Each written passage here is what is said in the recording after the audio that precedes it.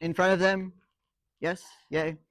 And it's got 4 graphs, 2 on the front, 2 on the back. We're going to do the front side together, and then you'll have about 10, 15 minutes end of class to start the back side with your group. You'll finish beginning of class tomorrow. Yeah?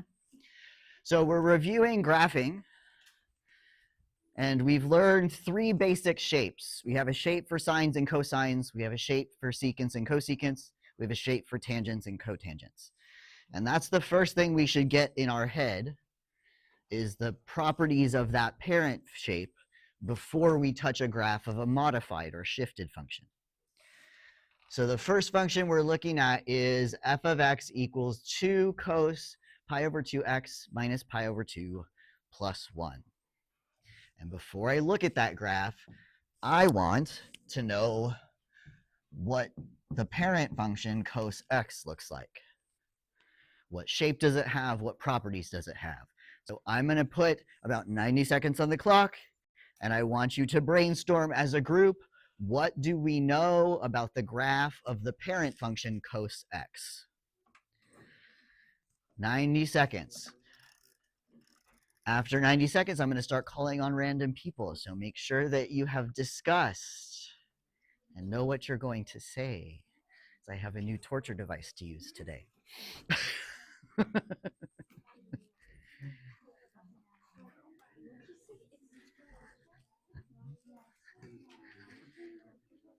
This would have been 6.1 if you're looking for notes. Cos and sine were in 6.1. Graph of the parent function.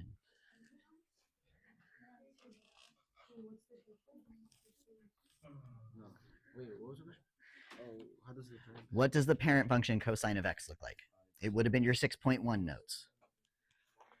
So shape, properties, amplitude, period, all that fun stuff. Yeah.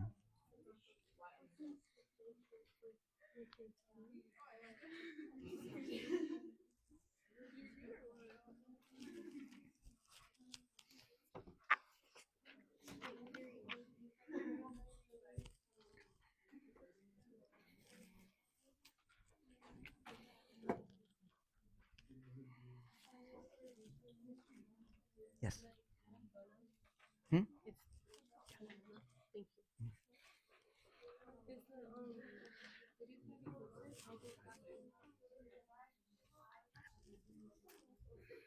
I'll post it before I go home today.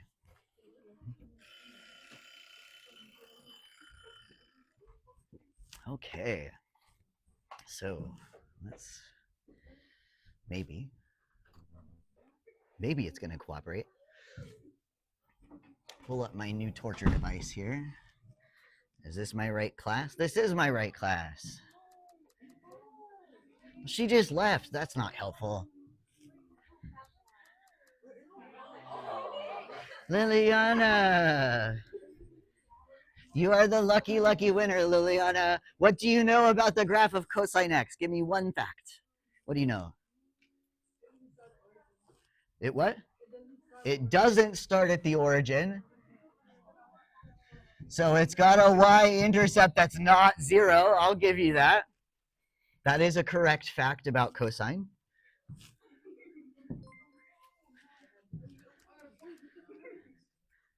Paul, what else can you tell me about the parent function cos x? Amplitude is 1.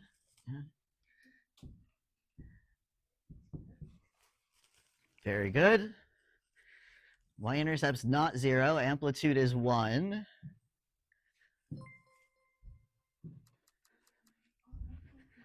Jennifer, what else do we know about the graph of cos x? Ooh, I like that. Symmetric about the y. Yeah.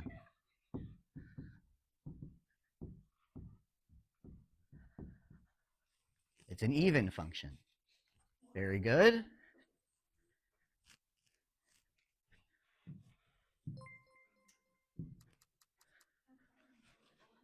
She's not here, sad face. Brittany, what else do we know about cos x? We still have this y-intercept spot that's blank that we haven't filled in. 1, yeah. Y-intercept is 1. Very good. So it starts at a peak. That's perfect. I'm looking for two more things. I'm looking for a period and a description of the shape. So let's see who else can help us fill that in. Bonnie, do you know the period of the cosine function or a description of its shape?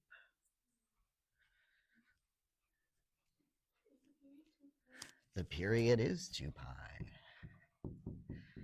The period is 2 pi for everything except tan and cotan. Very good. And then I need one more thing. I need a description of the shape of sine. Nicholas isn't here to be tortured today. Valeria is not here to be tortured today. Juliana is here. Juliana, what does cosine look like? That is perfect. It has a wave shape. So if I were to graph it, I know if I drew on an axis, it would start at 1 and then come down and then go back up again. And it would repeat on the other side. It would come down and go back up again. And that is the worst symmetric drawing I've ever drawn. We're going to pretend that's symmetric because I can't draw. So that's 1. And the period measures the distance between the peaks or the distance between the valleys. So I know in this picture between this valley and the next valley, this distance here is that period 2 pi. Period measures the distance between the peaks or the distance between the valleys for cosine and sine. Words are hard. And I, being a mathematician who's done this before, know that an easy reference point for me to track is that intercept. That's an easy point I can keep track of. So what we're going to do is we're going to look at the properties of the shifted function and track what those things do to that reference point. Yeah. So let's go ahead and pick apart our function. We know in a shifted function, there's 4 letters, A, B, C, and D. If A or B is missing, they're 1. If C or D is missing, they're 0. In this case, nothing's missing, they're all there. So I can see my A is 2.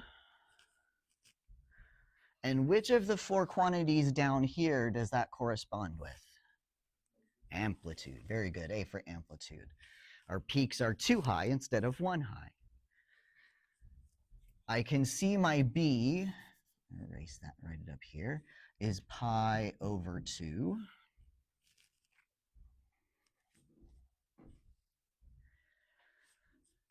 My C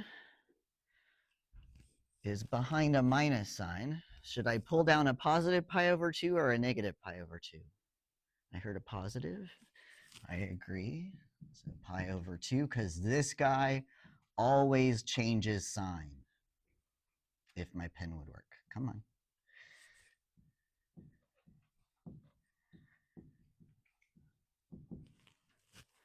C always changes sign. Minus in the formula, plus on the line, and D is 1. So we're taking this whole curve and shifting it up 1. Perfect. So first thing I'm going to do is go through here and calculate stuff. D, I know, goes with my vertical shift. So my vertical shift is 1. Period and phase shift have formulas. Who remembers how to calculate our period for a shifted function? With confidence. I heard it. It was correct. What was it? 2 pi over b. Very good, Juliana. So our period in general is the old period divided by b. In this case, our old period is 2 pi. So 2 pi over b, which is 2 pi over 3. Yuck. I'm going to rewrite that as 2 pi, numerator stays the same. Yes? Oh, it's 2 pi over 2. That is a, thank you, Samantha. From my imagination.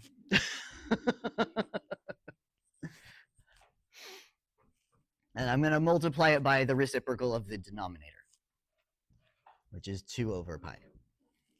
And some of that cancels and makes me a happy camper. What am I left with? 2 times 2 is 4. Yeah, period is 4. So the distance between the peaks on the new graph should be 4 apart, 4 boxes apart. Good. And then we're going to calculate our phase shift.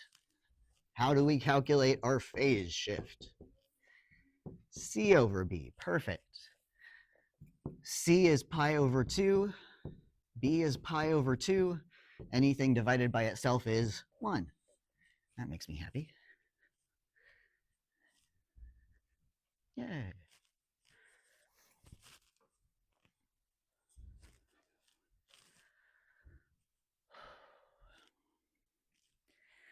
So here is the order that I graph these things.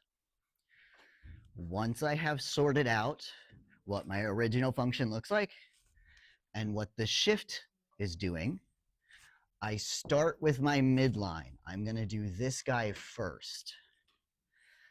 The vertical shift is the midline for my function. So I'm going to draw a horizontal line through 1. Right?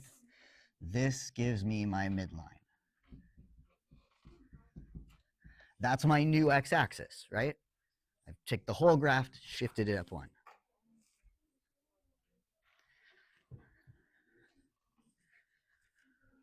Next. Yes.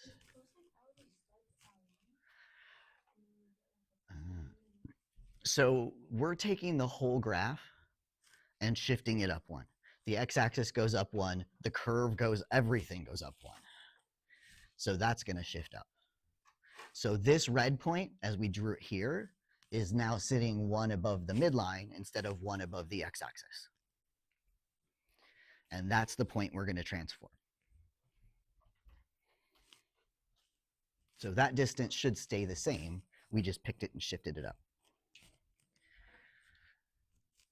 The next thing we're going to do is then use the amplitude to stretch it.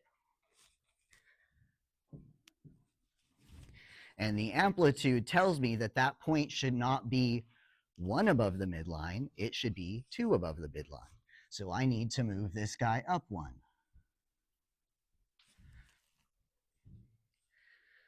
My peak is now 2 units tall, not 1 unit tall.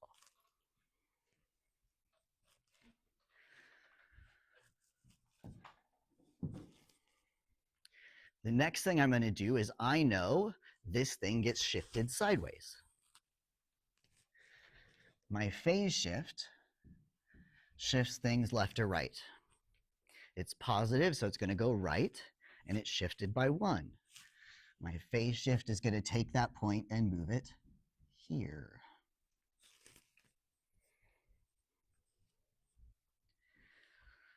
Haven't changed the shape yet. I'm just moving that reference point and the whole curve along with it, right? Stretched it out, slid it sideways. So that peak is now where it should be. The last thing I have to do is deal with the period. Color I haven't used yet. The period is the distance between my peaks. My next peak should be 4 boxes from that first peak. So this point here is a point on my curve. That exists on my final curve. The next peak would be either 4 forward, which takes me off the graph, or 4 backwards, which puts me on the graph. So I have another peak here. I have another peak here just off the graph. Those are my peaks, 4 units apart. I stretch the curve this way.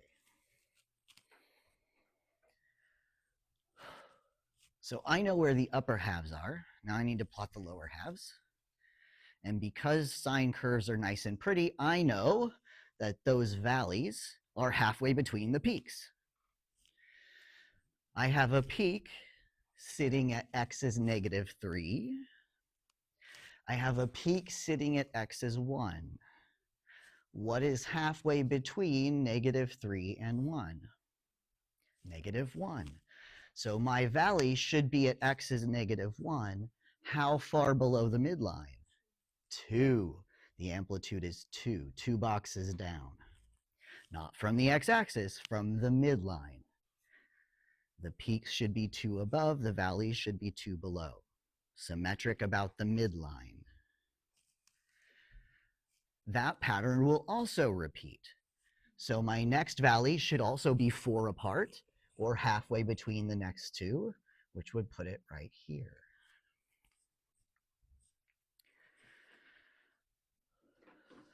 And as Juliana pointed out, this makes a nice pretty wave shape. So once I know where the tops and bottoms of my wave are, I can draw the wave.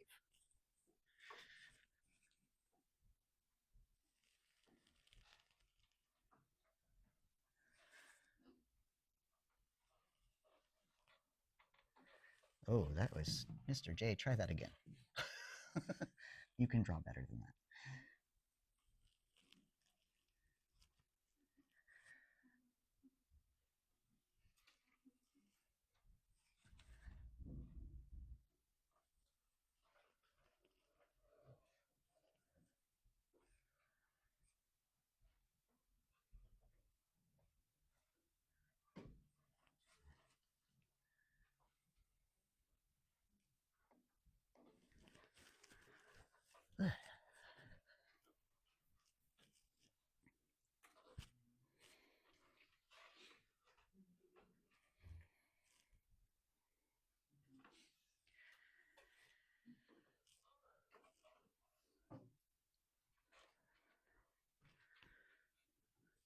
And I check, because I know what my original cos looked like.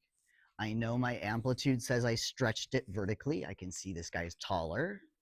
My period said I kind of squished it, because 2 pi is about 6 point something. We squished it so they're 4 apart. And then we picked it up and shifted it 1 up, 1 forward. Yay. All sine and cosine graphs will follow that pattern. If it is a sine or a cos, same steps, same order. The only difference is the parent function. Cosine starts at 1, sine starts at 0. Yeah? So here I was tracking a peak. With sine, you're tracking a 0. Yeah.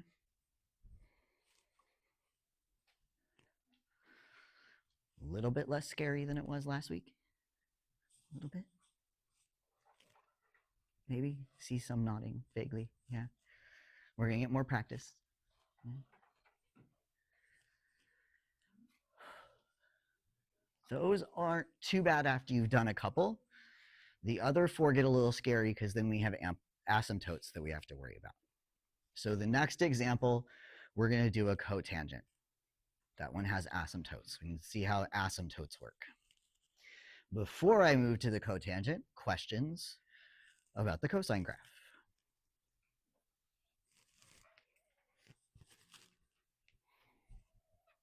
No, we all look a little dead inside. That makes me sad.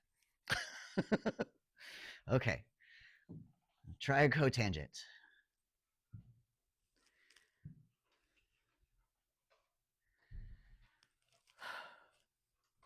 I'm going to do the same process, yeah? I'm going to list everything I know about my cotangent of x. Yeah? I'm going to start with a rough sketch. I know that cotangent has asymptotes every pi because its period is pi. Tangent and cotangent have half the period of the other 4 trig functions. Tangent and cotangent repeat every pi. So this is 0, this is pi, this is 2 pi. And I know that cotangent is the S shape that's decreasing. So it follows that asymptote, crosses the axis, and goes down. Follows the asymptote, crosses the axis, and goes down.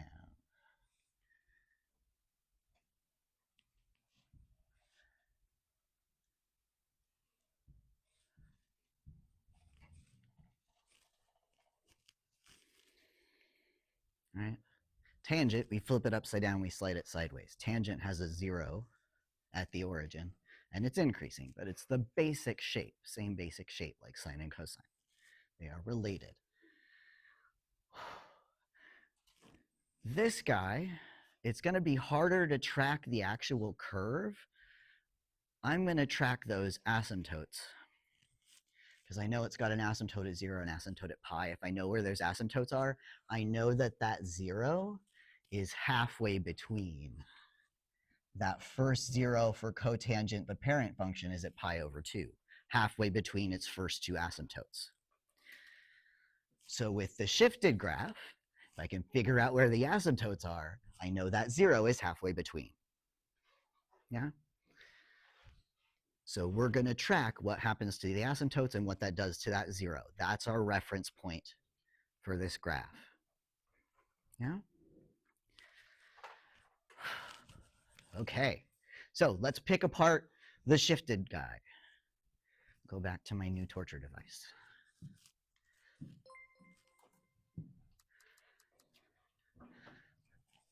Alfredo. What's my value for A? 1. Very good. A is missing, must be 1. Perfect. Points for Alfredo.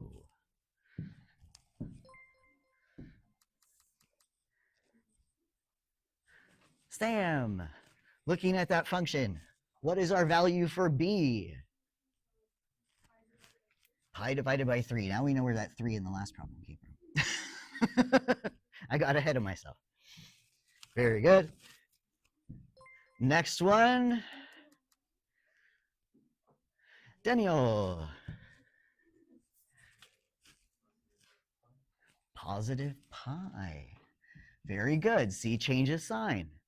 Excellent. And the last one. Emma. What is my D? -2. Very good. Very good. And we start the same way. We transfer A, B, C, and D down to those 4 values. Vertical stretch instead of asymptote, or amplitude. That's the A word I'm looking for. Period, phase shift, vertical shift. And then the very last thing we're going to do is figure out where those asymptotes are sitting, because that's really the tricky part that's new. All right, so we already know A is my vertical shift. I know that A is my vertical stretch, D is my vertical shift. There's too many verticals here. So 1 and -2. We know period and phase shift have formulas, and they are the same structure as for cosine. We know period is the old period over B. And what is the old period of cotangent? Pi. This is going to be pi over B. Very good. I know my phase shift is always C over B. So let's do those really quick. We'll start with period. Pi over B is pi over 3. Numerator stays the same. Denominator gets flipped. I'm pretty sure those pi's are going to cancel, which leaves me with 3. Perfect. That's important because I know from the original graph that my period is the distance between the asymptotes. I now know my asymptotes are going to be 3 units apart. That's helpful. Next one is the phase shift. Where am I going to shift that first asymptote?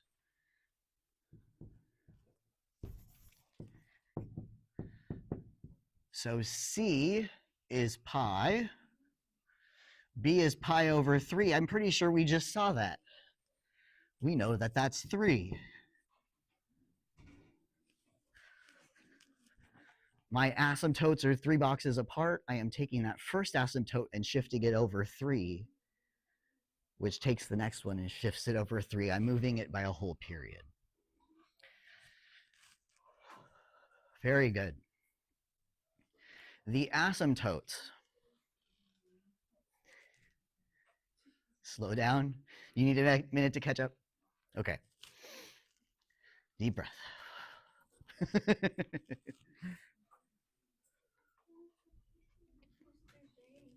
Mm-hmm.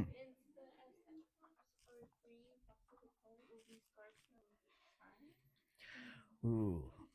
So what I would do if I didn't want to go through the calculation is I would do two things. I would start where the original asymptote was. There was an asymptote at 0. I would use the vertical or the horizontal shift, my phase shift, which says take that guy that was at 0 and shift him forward 3. And now that I have a reference asymptote, I know all the others are 3 boxes from that. 3 boxes in front, 3 boxes behind. Yeah. So pick one asymptote and track it. That'll save you from having to remember what the formula is.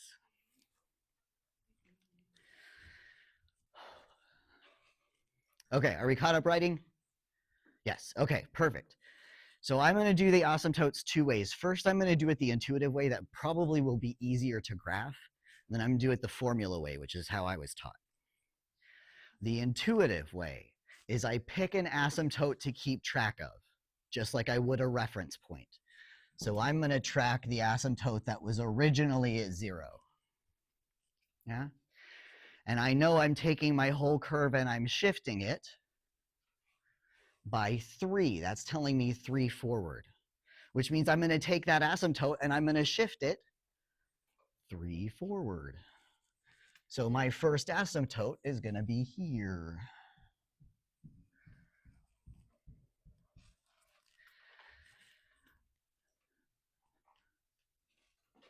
For cotangent, I know that the period is the distance between the asymptotes. So if I want to get another asymptote, I look to my period. My period is 3. I count either 3 boxes in front, which takes me off the graph, or 3 boxes behind, which puts me here. Another 3 boxes behind, I would be here. Yeah. Pick the first asymptote and track what happens to it. For graphs like cotangent, that works out nicely. For tangent and for cosecant that don't cross or don't have an asymptote here, it gets a little messy for tangent and secant. So that's one way to get asymptotes. It works really well for cotangent, cosecant, not so much for the other guys. The formula way works for everybody, if you could remember those 2 formulas. Put them on your note page. Yeah? For cotangent and cosecant, the formula for the asymptotes. C over B, our phase shift. How much am I shifting the whole graph sideways? Plus pi over B times K. K is any integer. I can get my pen to work. So I could have K is 0, K is 1, K is 2, because I have an infinite number of asymptotes on the graph. And what I do is I usually make a table. K could be 0, could be 1, could be 2, and then I write what those asymptotes would be with those K values. And we're going to do that. But first, we're going to look at this formula, because I think that's going to be helpful, because we have a very specific B value. We already calculated C over B. That's our phase shift. Our phase shift was 3. So I know this part of it is 3 plus, and pi over B. What's B? Pi over 3. Pi over 3 is something we've already done twice. We know that that is also going to be 3.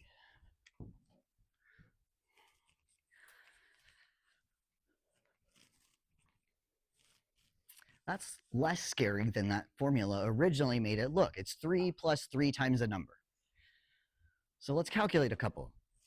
If k is 0, 3 times 0 is 0. 0 plus 3 is 3. That was that very first asymptote we graphed intuitively.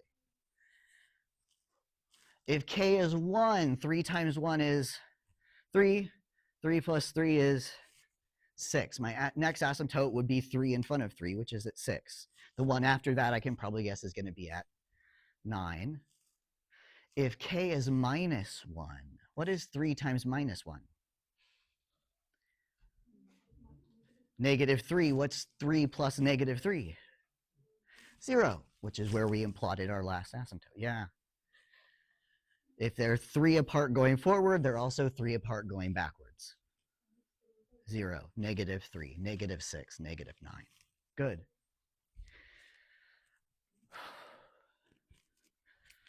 So very first thing that we plot,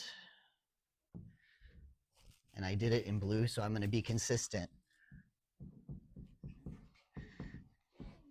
Plot the asymptotes. Get the asymptotes on the graph. Your asymptotes and your midline are going to guide the shape of your curve. You need to know where those lines are. We plotted our asymptotes.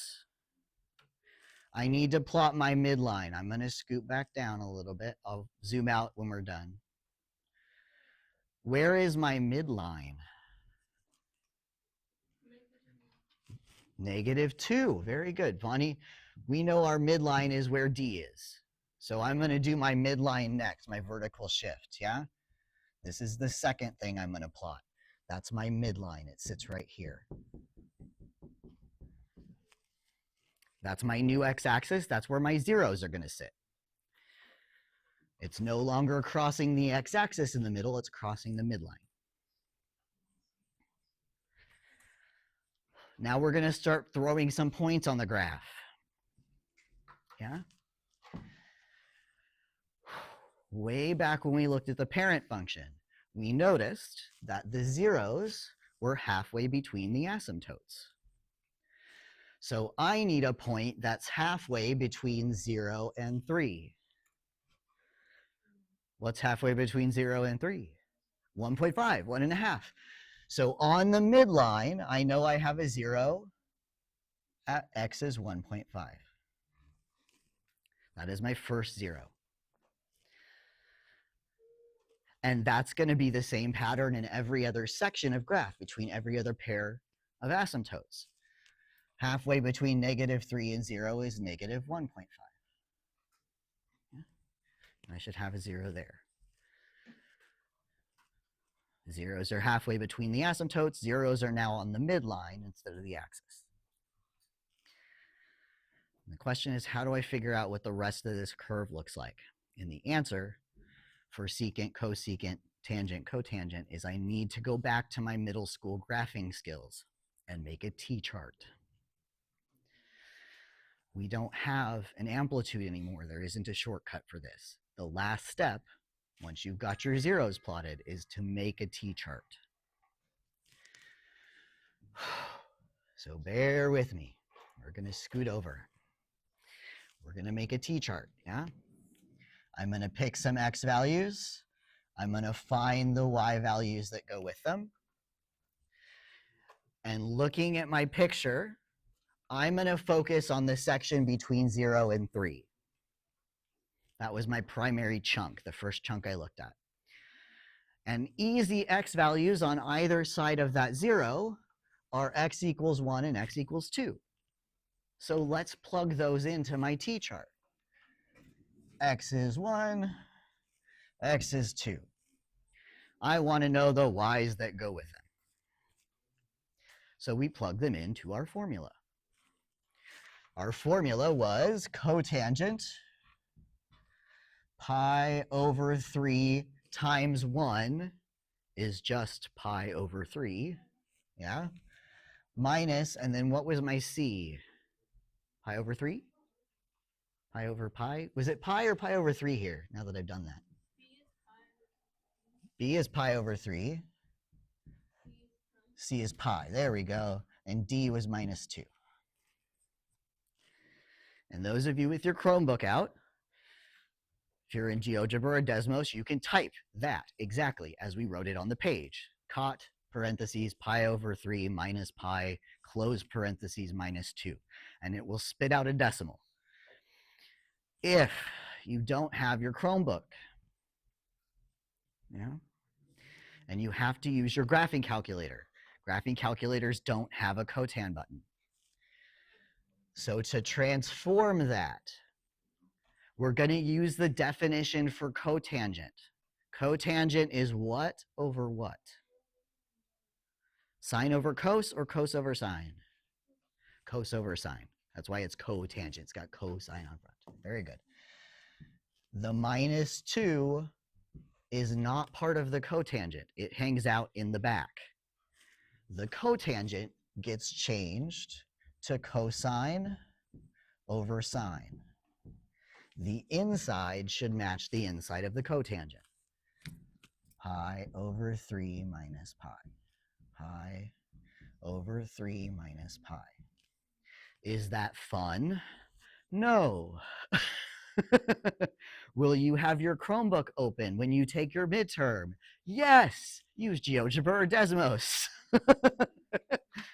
I am not totally evil, just a little bit evil. Yeah. But if you are stuck back in 1990 world before they had GeoGebra and Desmos, you would have to do this on your graphing calculator. And I am fairly certain that you get a minus 1.4. Somebody on Desmos GeoGebra can check that for me. I'm pretty sure this works out to minus 1.4. I'm getting a yeah, perfect. Rounds to 1.4. Very good. We do the same thing for the next guy. It would be cotangent. And x is 2, so 2 pi over 3 minus pi minus 2. And I happen to know that works out to negative 2.6, but you should check me because it's been a long day. I did this in second period, which was a long time ago. Leon is saying yes. Yay. My squirrel brain is working today. So on my graph, I'm going to graph those 2 points. I have an x and a y. 1, negative 1.4, 2, negative 2.6. We're just going to graph them and play connect the dots. We know how to do that. So I'm going to zoom out, scooch over. On my graph, positive 1, negative 1.4 is right about here. Positive 2, negative 2.6 is right about here. I get something that looks like a straight line. For cos or cotangent and tangent, I should. The point before and the point right after the 0 should be symmetric. Equal distance above and below the midline. There is some symmetry for these guys. Once I've got those on the graph, I know what the shape of cotangent is. It's an S. It starts up near the asymptote, comes down through those points, flattens back out along the asymptote.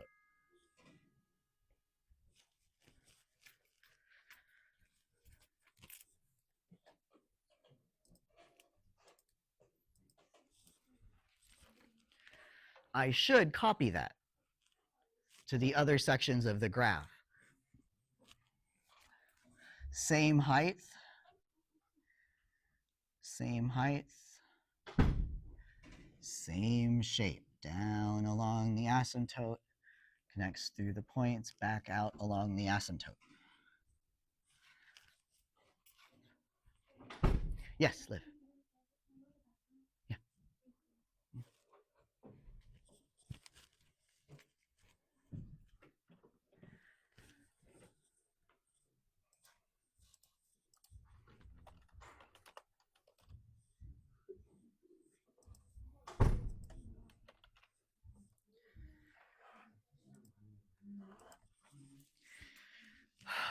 Okay. The reality. Is this hard? Yes. It is okay if you think this is hard. You are not alone. You do not get better at hard things without practicing.